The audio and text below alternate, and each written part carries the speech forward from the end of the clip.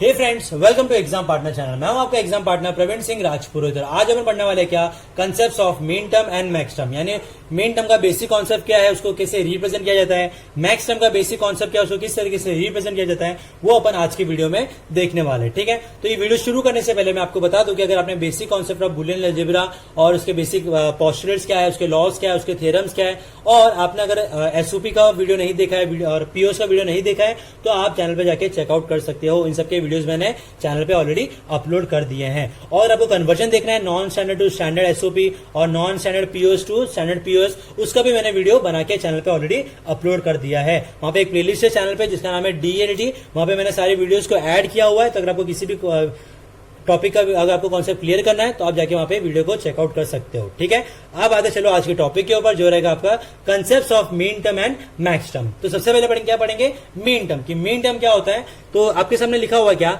Each individual term in the standard SOP form is called as min term. समझ में आ रहा है, मतलब क्या, एग्जाम्पल लिखा हुआ क्या, y equals to A B C plus A B bar C bar plus A bar B C bar. ठीक है, तो ये जो आपके टर्म है इंडिविजुअल टर्म, अगर ये पूरे स्टैंडर्ड फॉर्म में रहा तो इसको अपन क्या बोलेंगे, मीन टर्म। अब स्टैंडर्ड फॉर्म क्या होता है कि जो भी आपके ये टर्म है, यहाँ पे आपके जितने इनपुट आपने यूज किए हुए हैं सारे के सारे अवेलेबल कंपलसरी होने कंपलसरी है। जैसे देखो ए बी सी है, यहाँ पे भी ए बी सी है, यहाँ पे भी ए बी सी है। अब बी बार हो, सी बार हो, ए बार हो, उससे मतलब नहीं है। अगर आपका तीनों के तीनों अगर आपके इनपुट अवेलेबल है मतलब हम उसको क्या बोलेंगे, मीन टर्म बोलेंगे। किसमें, एसओपी फॉर्म में। ठीक है, वह कॉन्सेप्ट क्लियर मीन टर्म का। ठीक है, अब आते चलो मैक्स टर्म के ऊपर कि मैक्स टर्म क्या होता है। Each individual term in the standard POS form is called as max term, यानी पीओएस फॉर्म में जो भी आपके इंडिविजुअल टर्म रहेंगे अगर वो कंप्लीट स्टैंडर्ड फॉर्म में है तो उसको हम क्या बोलेंगे, मैक्स टर्म बोलेंगे। जैसे for example y equals to A plus B dot A plus B bar. देखो इस फॉर्म में, इस टर्म में और इस टर्म में दोनों के दोनों अवेलेबल है। देखो ए भी है, बी भी है, यहाँ पे ए भी है, बी भी है, तो इसको हम क्या बोलेंगे, अगर सारे के सारे इनपुट अगर अवेलेबल है तो उसको हम क्या बोलेंगे, मैक्स टर्म बोलेंगे। किस फॉर्म में, अगर आपका पीओएस फॉर्म रहा तो। अगर वहां पे अगर आपका एसओपी फॉर्म है तो उसको हम क्या बोलेंगे, मीन टर्म बोलेंगे। समझ में आ रहा है अच्छी तरीके से, पक्का, श्योर, ठीक है। अब आते चलो यहाँ पे नेक्स्ट का representation. Main terms is represented by small m0, m1, m2, m3, यानी एसओपी फॉर्म में हमेशा मेन टर्म को किस तरीके से रिप्रेजेंट करेंगे, स्मॉल m से, m0, m1, m2, m3। For example A B C bar equals to m0, A bar B C bar equals to m1। इस तरीके के फॉर्म का क्या लिखते हैं, m1, m0, m1, m2। अब यहाँ पे आपको एक बात ध्यान में रखना है क्या, जो A B C bar equals to जो m0 है, ये जो जीरो है इसका भी एक मेथड है। ठीक है, कि जीरो कैसे आ रहा है, 1 कैसे आ रहा है, 2 कैसे आ रहा है। तो मैंने अभी नॉर्मली लिखा हुआ है कि इसका जो वैल्यू है वो m0 है, इसका वैल्यू m1 है। तो ये आपको मैं आगे बताऊंगा कि अगर ए बी सी बार हुआ तो उसका m1 आएगा, m2 आएगा, कि m3 आएगा, वो भी मैं आपको बताने वाला हूं। ठीक है, तो यहाँ पे ये मत मानना कि इसका वैल्यू m0 है, खाली मैंने आपको सिर्फ एक रिप्रेजेंटेशन दिखाया है कि ए बी सी बार को अपन इस तरीके से लिखना है टर्म, यानी इंडिविजुअल टर्म को अपन m0, m1, m2, m3, m4 इस तरीके से हम उसको अपन रिप्रेजेंट कर सकते हैं। फॉर एग्जाम्पल आगे ये हो गया मीन टर्म के लिए। अब आता है मैक्स टर्म के लिए। Max term is represented by capital M1, M2, M3, M4, यानी मीन टर्म को करते हैं किससे, स्मॉल m से, और मैक्स टर्म को अपन रिप्रेजेंट करते हैं किससे, कैपिटल M से। तो a plus B that is m0, a plus B plus C bar equals to m1, a bar plus B plus C bar equals to m2। तो ये जो m0, m1, m2 है, तो इनका भी एक मेथड है कि इस तरीके से निकालना कि अगर a प्लस बी प्लस सी हुआ तो उसका m0 कैसे आ रहा है। ये जीरो जरूरी नहीं कि हमेशा a प्लस बी का आंसर 0 आएगा, हो सकता है 1 भी आया, 2 भी आया, 3 भी आया। तो किस तरीके से होगा वो अपन आज की वीडियो में देखने वाले हैं। ठीक है, तो इतना क्लियर हुआ इसका बेसिक कॉन्सेप्ट कि मीन टर्म क्या होता है, मैक्स टर्म क्या होता है, और उनको किस तरीके से उनको मीन टर्म को m0 से रिप्रेजेंट करते हैं, और जो आपका पॉज फॉर्म है मैक्स टर्म है उसको अपन कैपिटल M से रिप्रेजेंट करते हैं। बराबर, अब क्या करेंगे, अब निकालते हैं क्या कि m0, m1, m2 ये किस तरीके से निकालना है वो अपन देखते हैं। अब यहाँ पे अपन क्या पढ़ेंगे, इसका representation of a logic expression using main terms and max term, यानी जो m7, m3, m4 ये किस तरीके से अपन इसको असाइन करते हैं सारे इंडिविजुअल टर्म को, वो अपन देखने वाले। ठीक है, तो इसके लिए सबसे पहले आपको यहाँ पे क्या करना है, एक आपको टेबल पढ़ना पड़ेगा। ठीक है, तो टेबल कौन सा आपका, ये हो गया मेन टर्म का, ये हो गया मैक्स टर्म का।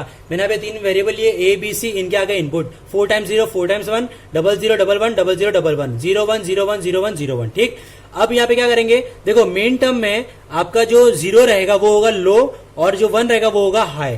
मैक्स टर्म में इसका रिवर्स है, 0 मतलब होता है कि यहाँ पे देखो ए बी सी है, अगर नॉर्मल अगर ए बी सी लिखा मैक्स टर्म में तो समझ आना क्या है कि आपका वो 0 रहेगा, और अगर वहां पे अगर बार लिखा हुआ है तो समझ आना वो आपका 1 रहेगा। ठीक, कैसे मैं आपको समझा रहा हूं। देखो 0 0 0 है मतलब मिन टर्म में आएगा A bar B bar C bar equal to 0। Max term में क्या आएगा normal A plus B plus C equal to 0 m0। ठीक, 0 0 1 है मतलब अब मिन टर्म में क्या हो जाएगा 1 मतलब होता है नॉर्मल और मैक्स टर्म में होता है बार। तो देखो 0 0 मतलब A bar B bar C equal to m1 और मैक्स टर्म आप देखोगे 0 0 के लिए आ गया ए और बी और 1 के लिए आ गया मेरा सी बार। तो A plus B plus C bar equal to m1। 0 1 0 है मतलब क्या हो जाएगा मेन टर्म में ए बार बी सी बार m2 आ गया। अब इसका इसमें रिवर्स देखो, इसमें बी बार बी के ऊपर बार नहीं है तो इसमें बी के ऊपर बार लग जाएगा और नॉर्मल बाकी सेम हो जाएंगे। A plus B bar plus C equal to m2 हो गया। ये आ गया 0 1 1 मतलब ए बार बी सी, ये हो गया m3। ये आ गया यहाँ पे a plus B bar plus C bar equal to m3। मतलब इन शॉर्ट यहाँ पे क्या हो रहा है यहाँ पे कि मेन टर्म में 0 का मतलब होता है लो और मैक्स टर्म का मतलब होता है हाई।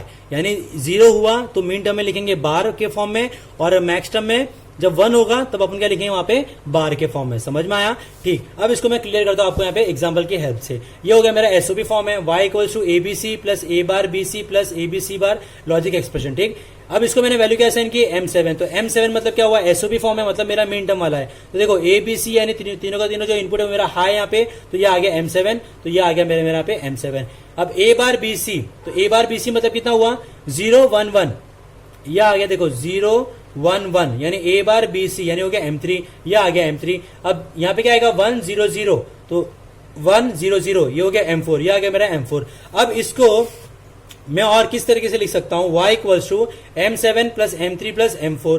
इस तरीके से लिखूंगा तो भी चलेगा। अगर इसको और सिंप्लीफाई करना तो मैं कैसे लिखूंगा y इक्वल्स टू समेशन 3, 4, 7। समझ में आ रही अच्छी तरीके से, where summation denotes sum of product. यानी एसओपी फॉर्म में जब भी आप अगर समेशन लिखते हो तो क्या डिनोट करता है सम ऑफ प्रोडक्ट। समझ में अच्छी तरीके से, पक्का श्योर? ठीक है, अब यहाँ पे क्या करेंगे नेक्स्ट देखेंगे कौन सा product of sum POS form. तो y को देखो आपको एक लॉजिक एक्सप्रेशन दिया हुआ है। अब a plus B bar plus C को मैंने क्या अज्यूम किया है m2 लिया है, इसको m0 और इसको m6। अब m2 मतलब क्या हुआ यहाँ पे मेरा, देखो ये हो गया मेरा क्या 0 1 0। ठीक है, तो देखो कहां पे आ गया आपका 0 1 0। देखो अब देखोगे a plus B bar plus C equal to m2। ये आ गया मेरा m2।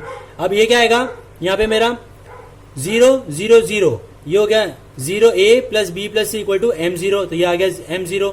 ये क्या आएगा मेरा पे 1 1 0, तो यानी 1 1 0 कहां पर है मेरा 1 1 0। ये आ गया मेरा पे a bar plus B bar plus C equal to m6। समझ में आ रहा है? तो ये आ गया m2 m0 m6। समझ में आया? अब इसको अगर मेरे को और सिंप्लीफाई करना अच्छी तरीके से तो मैं लिखूंगा y equals to pi capital M 0,2,6 where pi denotes product of sum. समझ में आ रहा है अच्छी तरीके से? तो समेशन जो डिनोट करता है वो करता है कि इसमें अपना एसओपी फॉर्म है सम ऑफ प्रोडक्ट और अपना जो पीओएस जो पाई है वो डिनोट करता है क्या प्रोडक्ट ऑफ सम आपके पीओएस फॉर्म में। समझ में अच्छी तरीके से, पक्का श्योर कि कंसेप्ट ऑफ मीन टर्म और मैक्स टर्म एक्जैक्टली क्या होता है। तो thank you so much video देखने के लिए। अगर आपको वीडियो अच्छा लगा तो लाइक कर दो, कमेंट कर दो, सब्सक्राइब कर दो। अगर आप इस चैनल पर नए हो तो सब्सक्राइब करना भूलना मत और बेल आइकन प्रेस करना भूलना मत, क्योंकि बहुत सारे वीडियो जो डीएलटी में आने वाले हैं। Thank you so much, have a nice day.